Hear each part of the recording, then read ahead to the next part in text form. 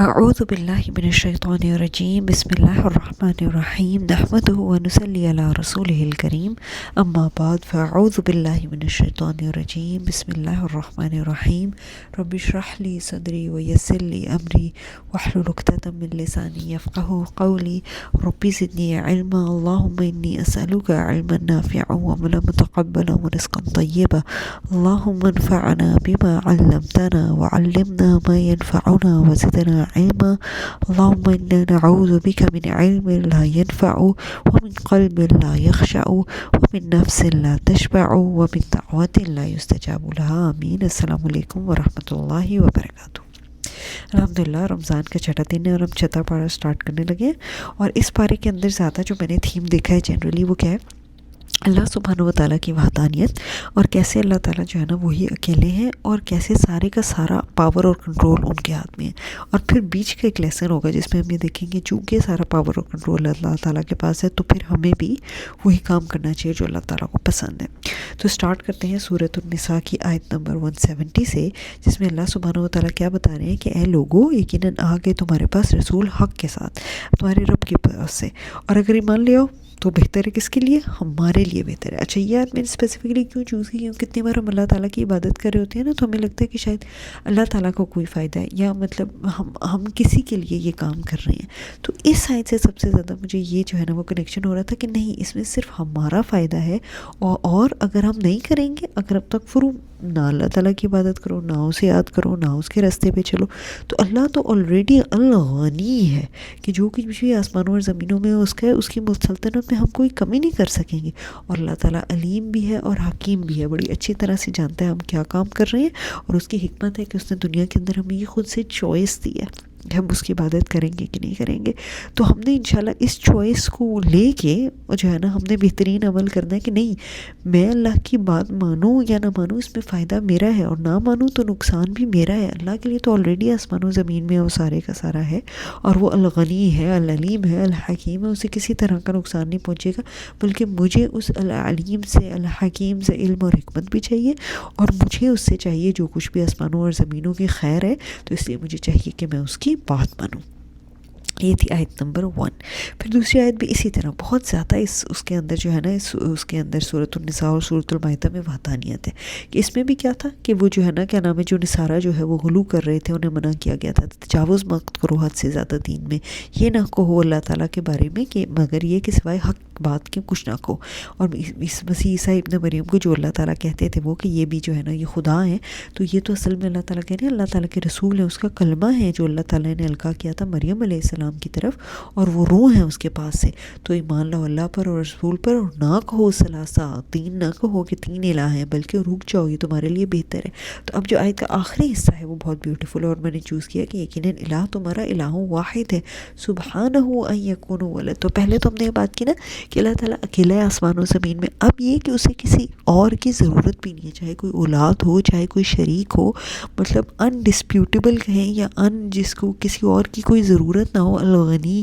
یا ان نیڈی، جس کے اندر کوئی نیڈ نہ ہو کسی اور کی، وہ ہے اللہ سبحانہ و تعالیٰ۔ اور اگین لہو ما فی السماوات والارض، دیکھیں وہی ہو سکتا ہے نا جو جس کے پاس زمین و آسمان کا سارا کنٹرول ہے، جس کو کسی اور کی کوئی مجبوری نہیں ہے، کیونکہ دنیا میں ایسے ہوتا ہے نا کہ تاوان لے کے بدلے جو ہے نا وہ کسی کو اغوا کر لیتے ہیں، اور پھر اس بندے کو مجبور کرتے ہیں وہ کام کرنے پہ، خواہ یہ کہ وہ پیسے دیں یا جو بھی جو ہے نا وہ یرغمال کرنے والے جو کڈنیپرز ہوتے ہیں ان کی وہ خواہش پوری کریں۔ تو اب یہاں پر کیا ہے کہ اللہ سبحانہ و تعالیٰ کو تو کوئی مجبوری نہیں ہے، تو کیونکہ سارا کچھ اس کا ہے، اس کے ساتھ شریک کوئی نہیں ہے، وَكَفَى بِاللَّهِ وَكِيلًا، اللہ سبحانہ و تعالیٰ مدد کے لیے بھی کارساز بھی کافی ہے، کیونکہ اس کو ڈیپینڈنس کوئی نہیں ہے نا، اسباب اس کی ڈیپینڈنس نہیں ہے کسی انسان کا، کسی اور طاقت کا، کائنات میں کسی چیز کا وہ محتاج کوئی نہیں ہے۔ تو یہ دونوں چیزیں ہمیں کتنا زیادہ ہمارا لا الہ الا اللہ، کہ اللہ کے سوا ہم نے کسی کی بات نہیں ماننی، اللہ کے علاوہ سب سے زیادہ ہم نے کسی سے محبت نہیں کرنی، یہ ہمارا کتنا زیادہ اس بلیف کو رینفورس کر رہے ہیں، ٹھیک ہے۔ تو انشاءاللہ اس کے ساتھ ہی یہ تھی ہماری سورۃ النساء کی آیت نمبر 171۔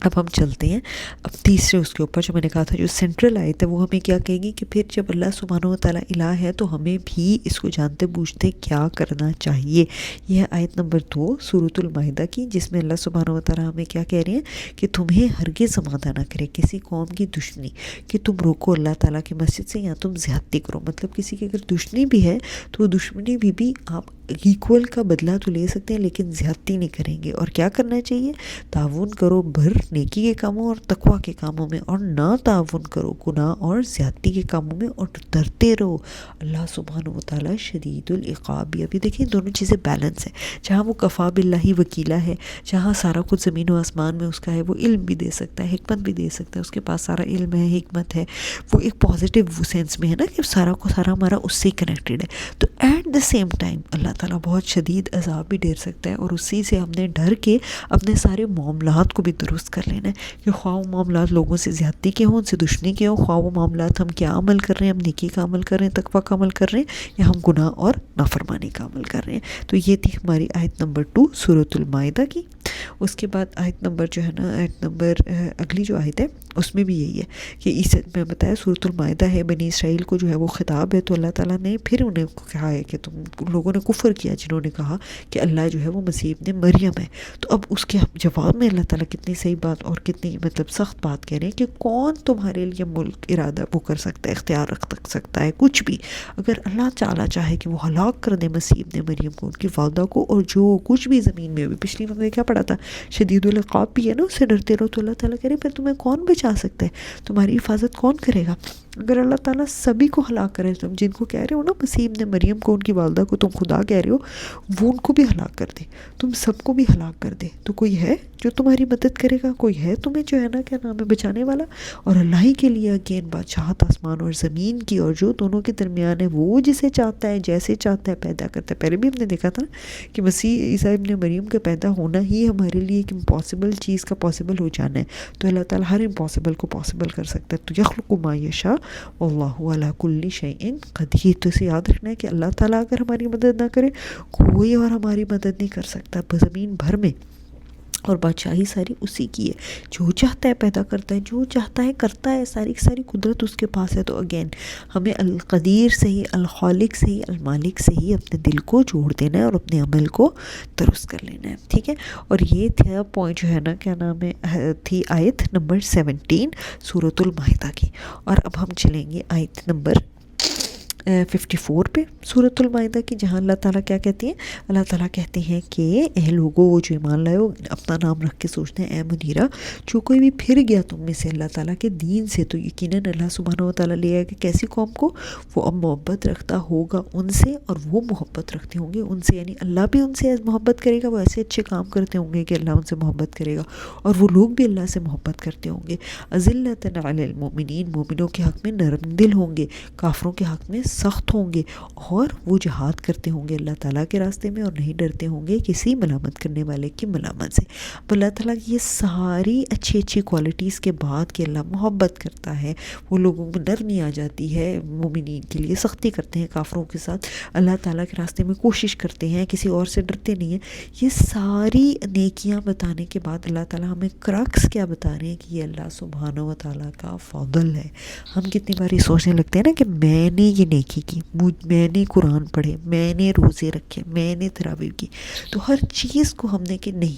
یہ میں نے نہیں کیا، کوئی میری تعریف بھی کر رہا ہو تو کیا علامہ لا تؤاخذنی مما یقولون واغفر لی ما لا یعلمون واجعلنی خیرا مما یظنون، میرا مواخذہ نہ کرنا اس پہ جو یہ کہہ رہے ہیں، مجھے بخش دینا اس پر جو یہ جو ہے نا جانتے نہیں ہیں، اور مجھے اسے بہتر بنا دینا، کیونکہ یہ تو ہمیں ہر حال میں سمجھنا چاہیے جو بھی نیکی ہے خیر ہے، یہ اللہ تعالیٰ کا فضل ہے، اگر اللہ تعالیٰ چاہنا چاہتا تو ہم کر ہی نہیں سکتے تھے، اور اللہ تعالیٰ واسع اور علیم ہے، تم نہیں ہوگے تو کسی دوسری قوم کے اندر خیر دیکھے گا اور اپنی وسعت کے ساتھ ان کو دے دے گا۔ تو ہمیشہ مطلب اللہ تعالیٰ سے ایک طرف تو توفیق بھی مانگتے رہنا نیکی کی کہ اللہ تعالیٰ آپ ذوالفضل العظیم ہیں، آپ جسے چاہتے ہیں اپنے فضل میں سے دے سکتے ہیں، میں تو بہت گناہ گار ہوں، مجھے اپنے فضل میں سے دیں، اور ایٹ دا سیم ٹائم اس چیز کا خوف بھی رکھتے رکھنا کہ اگر ہم نے ویسا نہ کیا جیسے اللہ سبحانہ و تعالیٰ کو پسند ہے تو اللہ تعالیٰ ہمیں ریپلیس بھی کر سکتے ہیں. تو اے اللہ سبحانہ و تعالیٰ ہم آپ سے آپ کے انہی ناموں اور انہی ایٹریبیوٹس کے ساتھ سوال کرتے ہیں جو آپ نے قرآن میں ہمیں سکھائے ہیں کہ یا اللہ آپ ہی سب سے زیادہ جو بہترین ہے، آپ کا سارا جو ہے زمین و علم سب بہترین، آپ کا حکمت بہترین آپ کی ہے، زمین و آسمان میں سارا کا ساری جو چیزیں ہیں وہ ساری کی ساری جو ہے وہ آپ کی ہیں. تو یہ اللہ سبحانہ و تعالیٰ ہی کے لیے ہے جب کچھ جو ہے، یہ کہاں سے آ گیا ہے، اللہ سبحانہ و تعالیٰ کے لیے ہے جو کچھ بھی زمین و آسمان کے اندر ہے. تو یا اللہ ہمیں اپنی ہی عبادت کرنے والا بنا اور اپنی نافرمانی سے بچنے والا بنا، کیونکہ ہم آپ کا کچھ نقصان نہیں کرتے بلکہ ہم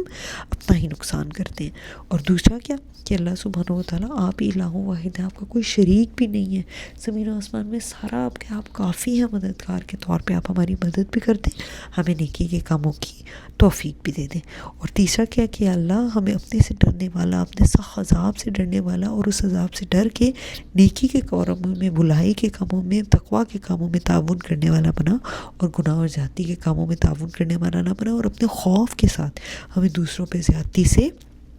روک لے. اور پھر چوتھا ہم نے کیا پڑھا کہ اللہ تعالیٰ اگر سب کو ہلاک کرتے ہیں ہم سب کو، یا اللہ تو ہم کہاں جائیں گے، ہماری کون مدد کرے گا، ساری بادشاہت آپ کی ہے، خالق آپ ہے، قدیر آپ ہے، بس ہمیں توفیق عطا فرما، ہم آپ سے ہی جڑیں اور آپ کی ہی سب سے زیادہ عبادت کریں اور بات مانیں. اور اس کے بعد ہم نے کیا جو ہے نا اینڈ پر سیکھا کہ اللہ سبحانہ و تعالیٰ ہمیں جتنی نیکیاں ہیں ہمیں کرنے کے لیے اور جتنی برائیاں ہیں ان سے بچنے کے لیے آپ کے فضل کی ضرورت ہے. آپ چاہیں تو آپ میں ریپلیس بھی کر سکتے ہیں، آپ تو واسع اور علیم ہیں. تو اے واسع اے العلیم، میں آپ سے آپ کی وسعت اور علم کے ساتھ سوال کرتی ہوں، ارادہ رکھتی ہوں نیکی کا کہ آپ مجھے ان سب نیک کاموں کی توفیق دیں. بے شک آپ ذو الفضل العظیم ہیں، اپنے فضل میں سے مجھے ان کاموں کی توفیق دیں، مجھے دکھا دیں، سکھا دیں، چلا دیں، اس پہ استقامت دیں اور مرتے دم تک دین اسلام پہ رکھیں. یہ فضل میرے پہ ساری زندگی رکھیں، میری اولادوں پہ رکھیں، اور میرے آخری دم تک جب تک میرے سانس نکلے اس وقت تک مجھے اپنے فضل کے ساتھ ایمان ہی پہ رکھیں. ربنا تقبل منا انک انت السمیع العلیم وتب علینا انک انت التواب الرحیم. سبحانک اللہم وبحمدک نشہد ان لا الہ الا انت نستغفرک ونتوب الیک. السلام علیکم ورحمۃ اللہ وبرکاتہ.